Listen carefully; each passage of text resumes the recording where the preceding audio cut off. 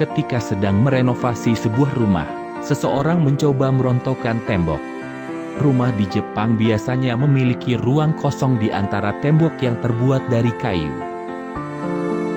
Ketika tembok mulai rontok, dia menemukan seekor cicak terperangkap di antara ruang kosong itu karena kakinya melekat pada sebuah surat.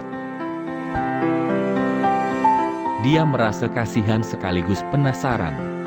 Lalu ketika dia mengecek surat itu, ternyata surat tersebut telah ada di situ 10 tahun lalu ketika rumah itu pertama kali dibangun.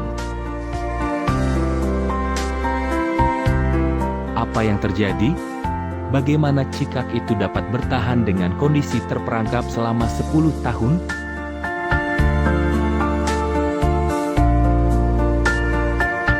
Dalam keadaan gelap selama 10 tahun, tanpa bergerak sedikit pun, itu adalah sesuatu yang mustahil dan tidak masuk akal.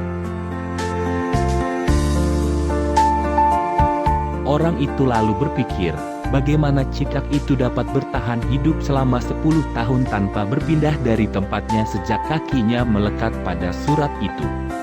Bagaimana dia makan? Orang itu lalu menghentikan pekerjaannya dan memperhatikan cicak itu. Apa yang dilakukan dan apa yang dimakannya hingga dapat bertahan. Kemudian, tidak tahu dari mana datangnya, seekor cicak lain muncul dengan makanan di mulutnya. Ah! Orang itu merasa terharu melihat hal itu.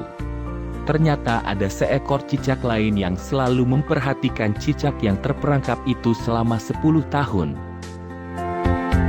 Sungguh ini sebuah cinta yang indah. Cinta dapat terjadi bahkan pada hewan yang kecil seperti 2 ekor cicak itu. Apa yang dapat dilakukan oleh cinta? Tentu saja sebuah keajaiban.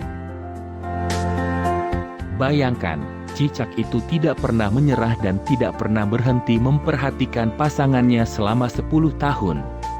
Bayangkan bagaimana hewan yang kecil itu dapat memiliki karunia yang begitu mengagumkan.